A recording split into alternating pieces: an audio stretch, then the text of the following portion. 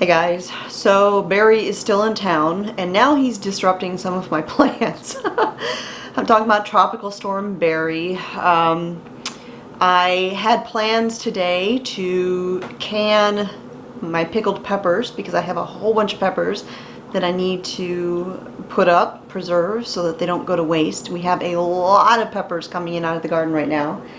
And the plan was to be canning today. Well, I had to run a quick errand, had to run to the store, grabbed a little bit more vinegar so I can make the brine for the peppers and all of that. And I was on my way home and I came over a hill and there was two cars up ahead of me and I saw them slamming on their brakes and I'm like, what is going on? Well, there were power lines down across the road and completely blocking the road. Now, I will often take detours, alternate routes, just for the heck of it, because I like to know where the roads around me go. It's just a thing that I do. And so I ended up taking a detour today, one that I had not yet taken before, and now I know where this other road goes, which is great because it's an alternate route that I can take if the need ever arises, like it did today. And so I saw the cars stopping ahead of me. I couldn't tell if they were power lines or like phone lines or anything like that, but they were really thick lines and they were blocking the road, and it was so dark because the storm was so intense at that point you couldn't hardly see the lines. So I kind of blocked the road a little bit, turned on my flashers and called 911 to report it, and so they sent somebody out there. Took the detour, got home, was going to get started canning when I got to thinking, wait a minute. I seem to remember hearing once long ago that you weren't supposed to can on stormy days. Something about the pressure changes from the storm and all that. Don't know if it's true. I actually got online to try and find that information. The Google wouldn't find it for me. It kept directing me to stuff that had nothing to do with canning. But even if that isn't a true thing, I decided it probably wasn't a good idea to be canning today anyways. Just because it has been storming so much today, there's probably a risk of having a power outage. And the last thing I need is the power to go out while I'm in the middle of processing. And I just figured, best to wait today, let the weather clear, can tomorrow. And so the plan was, since I couldn't work in my kitchen today, I was going to work on my kitchen and start painting again and continue the process that was going on in here. And the first thing I needed to do was tidy up, put things away and get everything straight before I start painting and all that. And there was a couple dishes in the sink, so I opened up the cabinet to grab the dish soap to wash the dishes when I smelled something and I looked down and everything was soaked. We've got a leak. Oh yeah, and it's a pretty good one. So I've actually been needing to clean out that cabinet anyways because there was a bunch of junk down there that we don't use, haven't used, was old, whatever. And so, yeah, now I definitely need to clean it out. So I'm going to clean this mess up, dry everything up, and all that good stuff. And then I'll see if I can't figure out where that pipe is leaking. Well, I mean, I know where it's leaking, I just don't know why it's leaking. So I'm gonna see if I can figure that out. And if not, Mr. Smith can help me when he gets home. So that's the plan for right now. And then I will paint.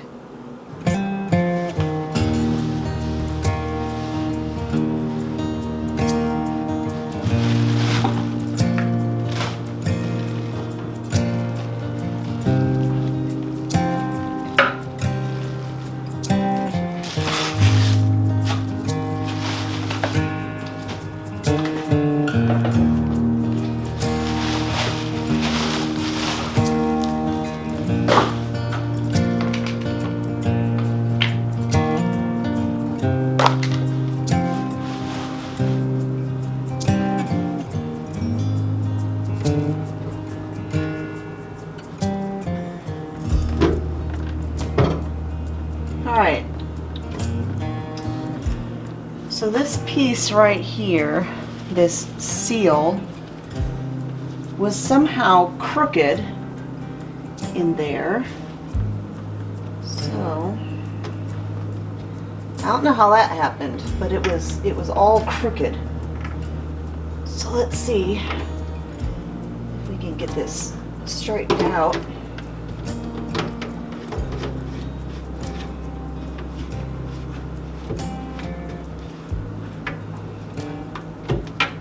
And tighten back up and see if that makes any difference. Make sure everything is tight, quite frankly. Alright.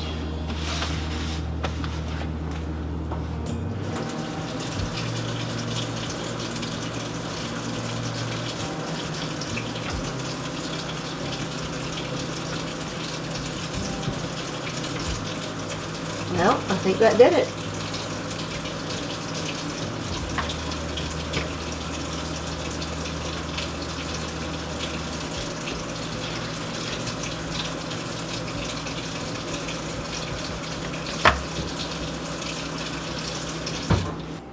Pipe fixed. That was easy, thank goodness. Nothing major.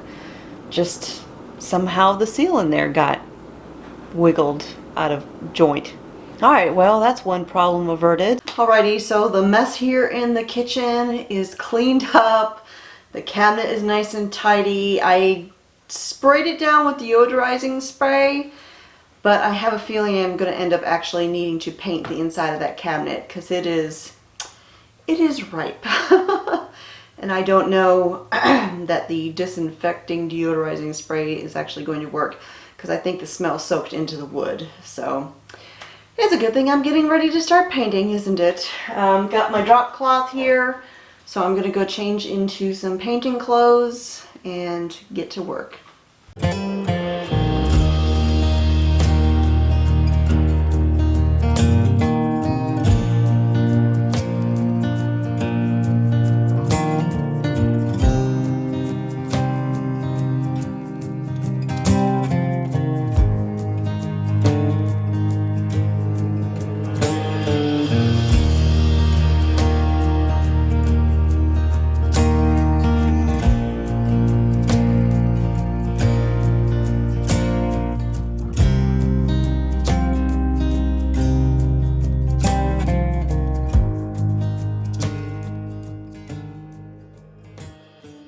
Alright, so I just finished putting the next coat of paint on my uppers on the window side of the kitchen.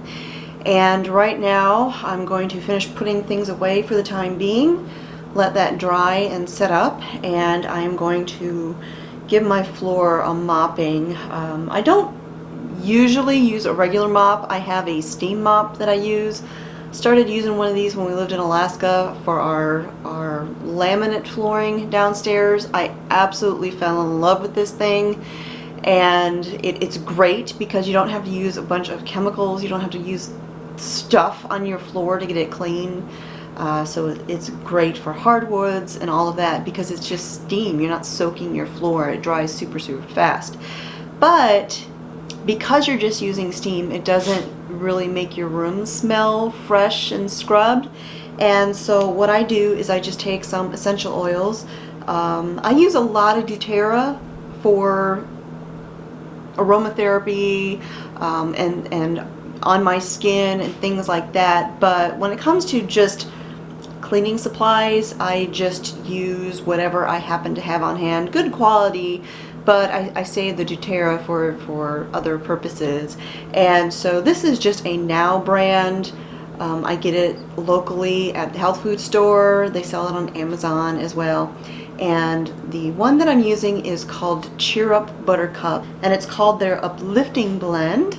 And it has bergamot, orange oil, lime oil, grapefruit oil, and lemon oil. So it's very citrusy and fresh and clean smelling. Now the pads for my steam mop look dirty, and they're not.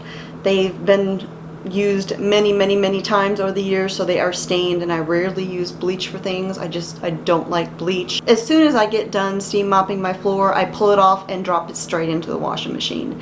And so it's clean, it just doesn't look it. Now, one of the things that I do just to give this a head start, instead of waiting for the steam to moisten this, is I go ahead and I dampen this under the faucet and squeeze it out real good. So let me do that real quick. That way this gets steamy nice and quick.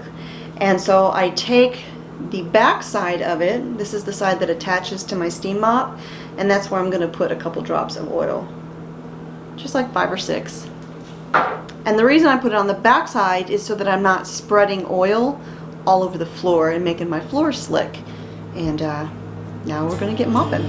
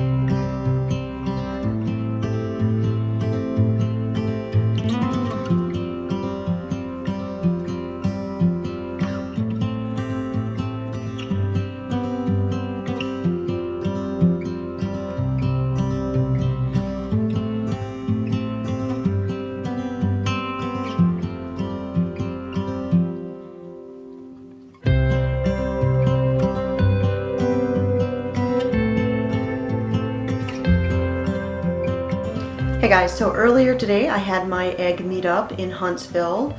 I go about every other week now. I make a trip into the Huntsville area. Huntsville is the city that is kind of near us, about 45 minutes away or so. When we first moved to Alabama 6 years ago, we were active duty Army. We were stationed at Redstone Arsenal. Redstone Arsenal is in Huntsville, and that is where a lot of our friends, most of our friends, all live. And they want to get eggs from me, and rather than having people drive all the way out here, I just make a trip into Huntsville. I schedule a meetup, and they meet me, they get their eggs and all of that, and then while I'm in Huntsville, I run any errands that I need to do, like go to Earth Fair or the commissary or anything like that that happens to be in Huntsville. I just kind of consolidate my trips so that I'm not doing a lot of running around, because Huntsville's a good ways away, and that's not a trip I want to do every day. I know Mr. Smith does it because that's where he works, he commutes there, but that is not where I want to go every day. I don't. And so I do my meetup and all of that, and yeah, so it was the egg meetup day. Now, I've had several of you asking me about the paint that I am using here in my kitchen, that I am painting all of my cabinets and everything with, as far as what paint I used originally, which you can see on the cabinets over here, and what I'm using now. Now, the original paint that I used on the cabinets that you can see behind me is made for cabinets. Now, on the can, it says that it covers old finishes, it's non-yellowing, soap and water cleanup, and all of that.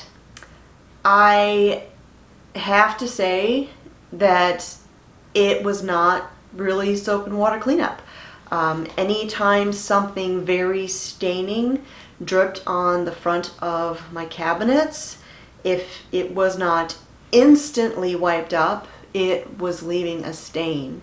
And additionally, I noticed that the cabinets here behind me, which are near the stove, were starting to get sort of a yellowish tinge. And so I wasn't terribly impressed with how this paint was holding up, even though it was advertised as, you know, being durable and soap and water washing and all of that. And so I wanted to do something else. And so I went to the store and I talked to the paint guy and I asked him what paint would he recommend that is super durable, I can wash it a lot. I told him we have a farm, dirty hands come in, the door coming into my kitchen, it never fails, dirty hands end up touching the door or touching the door jambs. That's why I had originally thought about painting all of my doors and trim that dark slate blue color, but I really didn't want to do that. I really wanted to go with the light and bright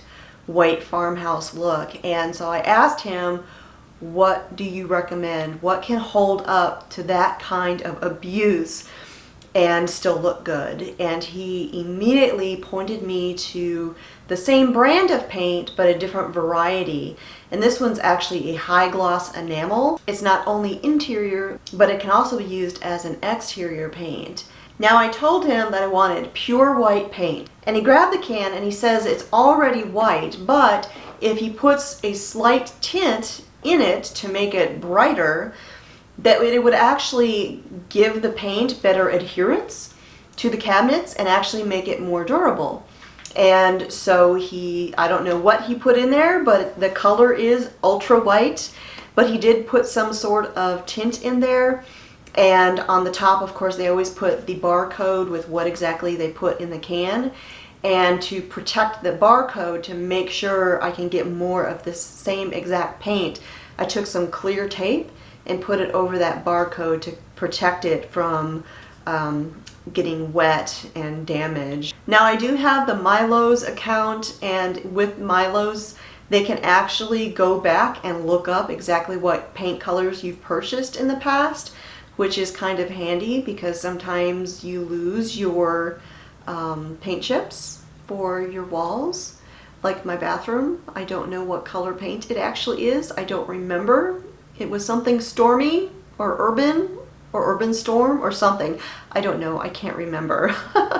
But they can go back and they can actually look that up, which can be very helpful if you ever find yourself needing more of that paint and you don't remember what it was. Now this newer paint, I'm not only painting my cabinets with it, but I also am painting all of the doors and the trim in my entire house eventually. Right now I'm just focusing on the kitchen, but the first thing I did was I painted the door coming into the kitchen as well as the laundry room / pantry door and all of the trim around it. And it had been on there for maybe 2 days when I had a little incident. I have that big solid wood harvesting basket for using out in the garden, and I was coming into the kitchen and I whacked the corner of it on the door, and I thought, oh great, I just put a lovely gouge in my beautiful newly painted door.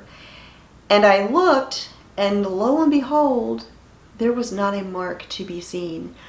So I don't know how this paint will hold up long term, but I can tell you already I'm quite impressed with how it's holding up so far, and fingers crossed that it meets my expectations down the road. And before I wrap this up, just a little tidbit. I have had a lot of people requesting that I do more cooking videos where I'm making meals, making dishes here in the kitchen, and I would love to do more of those videos. I'm not going to get started doing them quite yet, at least not until the painting is done here in the kitchen. Once the painting is done, then I think I can go ahead and start doing more of the cooking videos. I really enjoy doing them, I just don't do them as much as I would like. And with the white cabinets and the changes I've made by the window, there's so much more light in here than there used to be, and so I will start doing more of those videos.